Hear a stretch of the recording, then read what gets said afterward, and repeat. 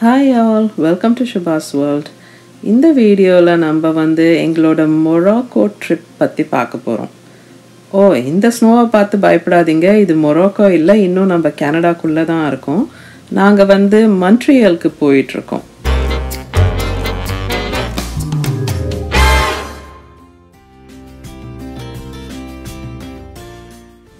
மான்ட்ரியல்ல இருந்து மொராக்கோ காசாபிளாங்காக்கு டைரக்டா ஃப்ளைட் இருந்தது.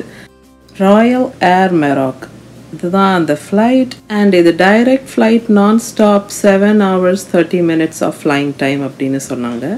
ஓகே, இந்த மொமெண்ட்டில் ஆரம்பித்து என்னோடய ஃபீலிங் எப்படி இருந்துச்சுன்னா, எப்படி இருக்க போகுது இந்த ட்ரிப்பு, அந்த டெஸ்டினேஷனில் ஆரம்பித்து அந்த ஹோல் ட்ரிப்லேயே என்ன எக்ஸ்பெக்ட் பண்ணுறது அப்படிங்கிறது தெரியாமலே இருந்துச்சு, ஒரு ஐடியா இல்லாமல் இருந்துச்சு அப்படின்னு சொல்லலாம்.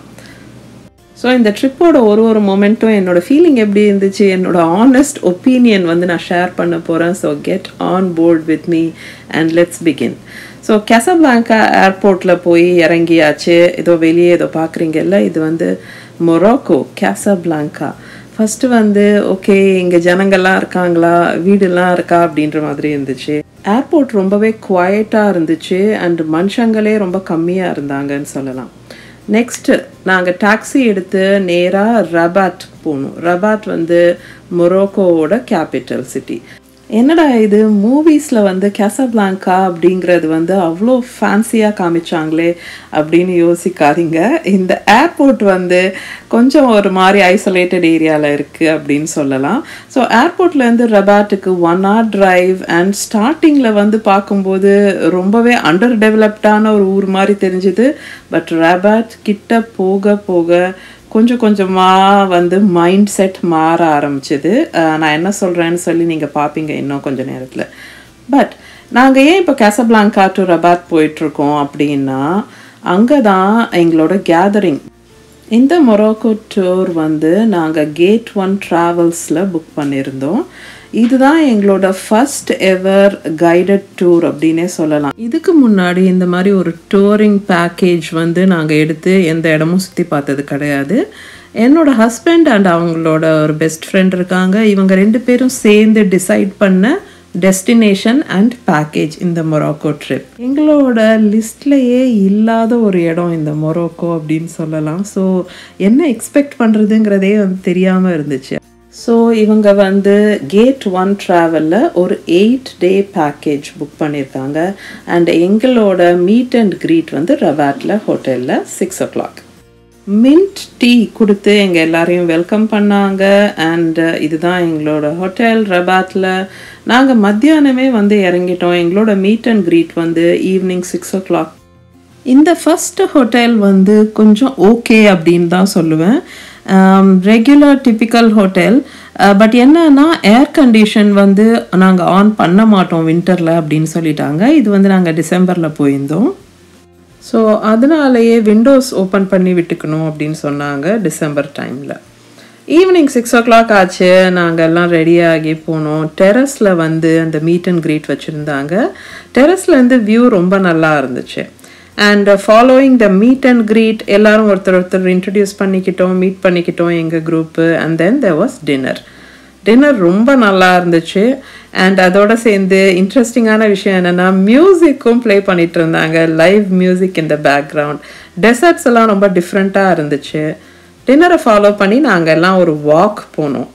அப்போ தான் இந்த சிட்டியை ஃபீல் பண்ண முடியும், அப்சர்வ் பண்ண முடியுங்கிறதுனால யூஸ்வலி இந்த நைட் வாக்ஸுங்கிறது நாங்கள் எல்லா டெஸ்டினேஷன்லேயும் பண்ணுவோம். சேஃபாக ஃபீல் பண்ணோம். ரொம்ப நல்லா இருந்துச்சு, வெல் லிட்டாக இருந்துச்சு. அண்ட் நீங்கள் பார்த்தீங்கன்னா ரொம்ப ஹசல் அண்ட் பசில் இருக்குது. ஒரு சிட்டி வைப் கண்டிப்பாக இருந்துச்சு. ஸோ ஒரு நல்ல டெவலப்ட் கண்ட்ரியோட சிட்டிஸ் மாதிரி தான் இருந்தது. எந்த வித்தியாசமும் எங்களுக்கு தெரியல. Okay, there is this train station கிட்டே தான் எங்கள் ஹோட்டல் இருந்துச்சு. ஸோ ட்ரெயின் அண்ட் கார்ஸ், ரோடில் இருக்கக்கூடிய டிராஃபிக், இது எல்லாமே ஒரு மாதிரி கோஆர்டினேட்டடாக ரொம்ப அழகாக போயிட்டு இருந்தது. ஸோ காலையில் இருந்த மைண்ட் செட் ஏர்போர்ட்டுக்கு வெளியே வந்து பார்க்கும்போது என்னடா இது ஒரு மாதிரி ஒரு வனாந்தரமாக இருக்க மாதிரி இருக்கே, இதில் 8 நாள் என்ன பண்ண போகிறோம் அப்படின்னு யோசித்து கவலைப்பட்ட மைண்ட் செட் இப்போ இல்லை. இப்போ ரொம்ப நல்லா இருந்துச்சு பார்க்கும்போது. Okay, it is all very nice, நல்லா இருக்கே, okay we will have fun. ஏதாவது சுற்றி பார்க்குறதுக்கு அந்த மாதிரி விஷயங்கள்லாம் வந்து நல்லா இருக்கும், இன்ட்ரெஸ்டிங்காக இருக்கும் அப்படின்னு ரொம்ப ஹாப்பி ஆயிடுச்சு. ஏன்னா ரொம்ப மாடர்னாக ரொம்ப அப்ஸ்கேலாக நிறையா ஸ்ட்ரக்சர்ஸ் இருந்தது. நாங்கள் நினச்ச மாதிரி கல்ச்சரலி ஹெரிட்டேஜ் வைஸ் அது ரொம்ப ரிச்சான பிளேஸ்னு சொல்லியிருந்தாலும் இந்த ரபாட் சிட்டி வந்து கேபிட்டல் சிட்டிங்கிறதுனால ரொம்ப நிறையா மாடர்னான ஸ்ட்ரக்சர்ஸ் பார்க்க முடிஞ்சுது.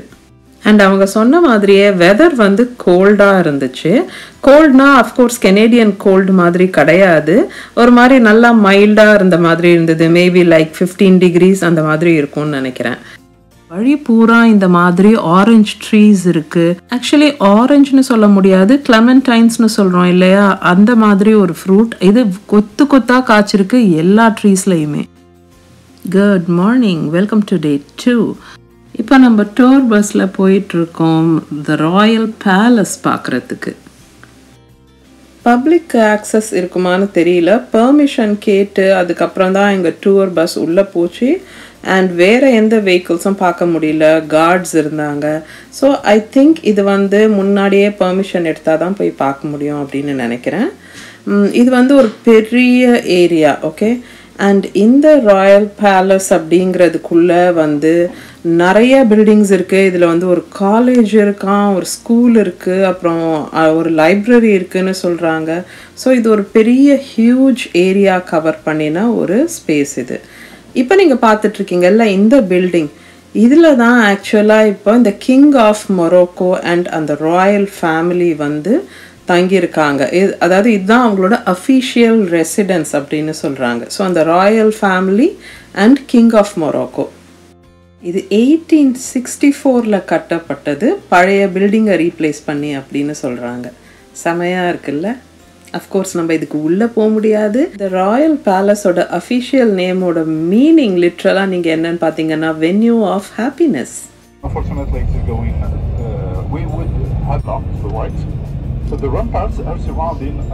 எங்களோட டூர் கைட் மைக்கில் பேசிக்கிட்டே வராரு அண்ட் எங்கள் கொஷின்ஸ் எல்லாம் ஆன்சர் பண்ணிட்டு இருந்தாரு.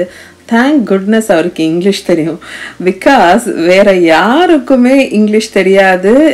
ஈவன் அந்த பஸ் டிரைவர் அண்ட் பஸ்க்கு ஒரு ஹெல்ப்பர் இருப்பாங்க, அவங்க யாருக்குமே ஒரு வார்த்தை கூட இங்கிலீஷ் தெரியலை, அரபிக் மட்டும் தான் பேசுகிறாங்க. அதனால் இந்த மாதிரி ஒரு பிளேஸ்க்கு நீங்கள் போகிறீங்கன்னா கண்டிப்பாக இந்த மாதிரி ஒரு கைடட் டூர் வந்து பெஸ்ட்டு.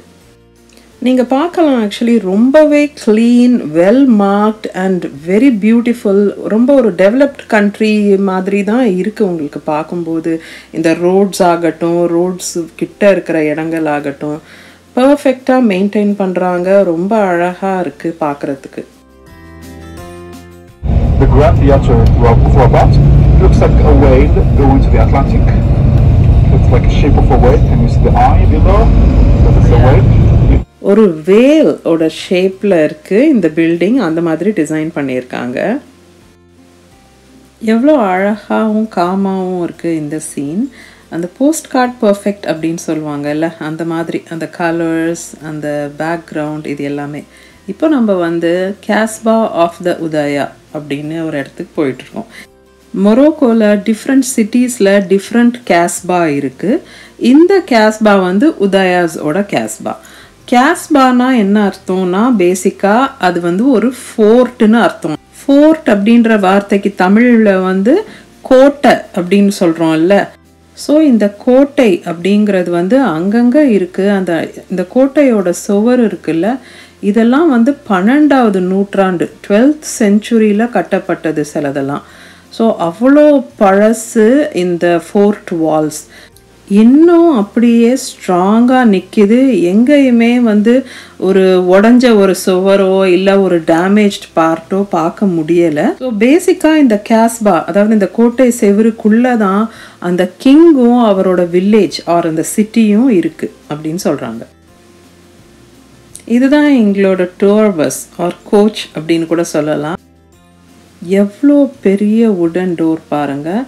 பக்கத்தில் இருக்கிற ஆர்ச் வழியாக நாங்கள் என்டர் ஆனோம். உள்ள நுழைஞ்ச உடனே இந்த மாதிரி ஒரு இடம் இருக்குது. இது வந்து ரொம்ப காமனாக நீங்கள் பார்க்க முடியும். கை கால்களை கழுவுறதுக்கு இப்படி ஒரு ஸ்பேஸ் வச்சுருக்காங்க. அண்ட் அதிலிருந்து அந்த மார்க்கெட் பிளேஸ் மாதிரி ஒரு இடம் ஸ்டார்ட் ஆகுது. ஸோ 2 பக்கமும் கடைகள் குட்டி குட்டியாக தான் இருக்குது. பட் இதுவே ஒரு வித்தியாசமாக இருந்தது பார்க்குறதுக்கு. ரொம்ப க்யூட்டாக இருந்தது. அந்த ஃபுல் ஸ்பேஸே ஏதோ செட்டு போட்டிருக்க மாதிரி. நிறைய கடைகள் இன்னும் திறக்கலை. 1-2 ஷாப்ஸ் தான் இருந்தது. இதெல்லாம் வந்து கிஃப்ட் ஐட்டம்ஸ் மாதிரி, மொரோக்கன் கல்ச்சரோட சம்மந்தப்பட்ட ஐட்டம்ஸ்.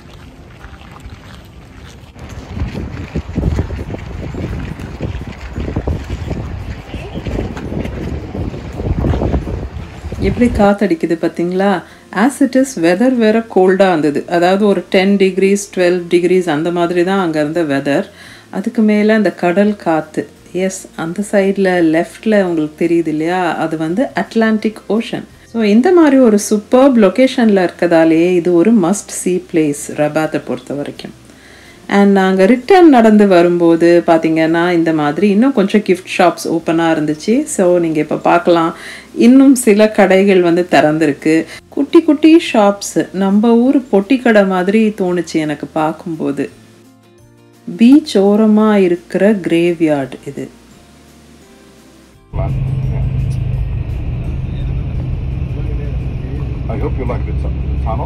நம்ம பார்த்த அந்த காஸ்பா ஆஃப் த உதயா வந்து ஒரு யுனெஸ்கோ வேர்ல்ட் ஹெரிட்டேஜ் சைட்டாக லிஸ்ட் ஆகிருக்கு.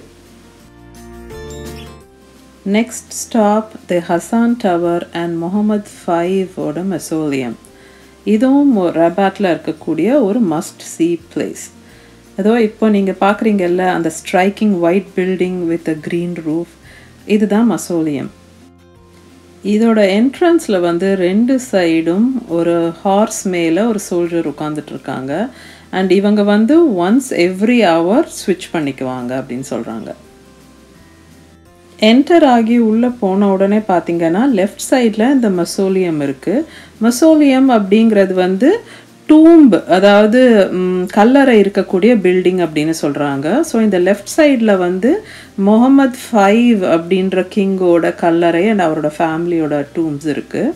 அந்த ஆர்கிடெக்சரல் டீட்டெயில்ஸ் எல்லாம் அவ்வளோ அழகாக இருந்துச்சு. அண்ட் அந்த ஃபுல் ஸ்பேஸ் அது தவிர்த்து நீங்கள் பார்த்தீங்கன்னா இப்படி ஒரு மினாரெட் இருக்குது. இந்த மினாரெட் வந்து ஹசான் டவர் அப்படின்னு சொல்கிறாங்க.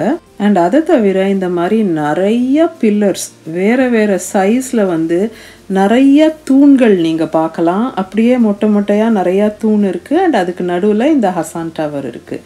இந்த தூண்கள் எல்லாமே வந்து அந்த மாஸ்கோட சீலிங்கை சப்போர்ட் பண்ணுறதுக்காக எழுப்பப்பட்ட தூண்கள். ஸோ இவ்வளோ பெரிய ஏரியா ஃபுல்லாக ஒரு மாஸ்காக, ஒரு மசூதியாக கட்டுறதுக்கு தான் இதை ஸ்டார்ட் பண்ணியிருக்காங்க. பட் 4 வருஷம் கழித்து அந்த எந்த சுல்தானுக்காக இந்த மாஸ்க் கட்டுறதுக்கு ஆரம்பித்தாங்களோ அவர் இறந்து போனதால் அந்த கன்ஸ்ட்ரக்ஷன் அப்படியே நின்று போச்சு அப்படின்றாங்க. அண்ட் இது எல்லாமும் கூட அந்த 12வது நூற்றாண்டு, அதாவது 12th centuryயில் நடந்தது.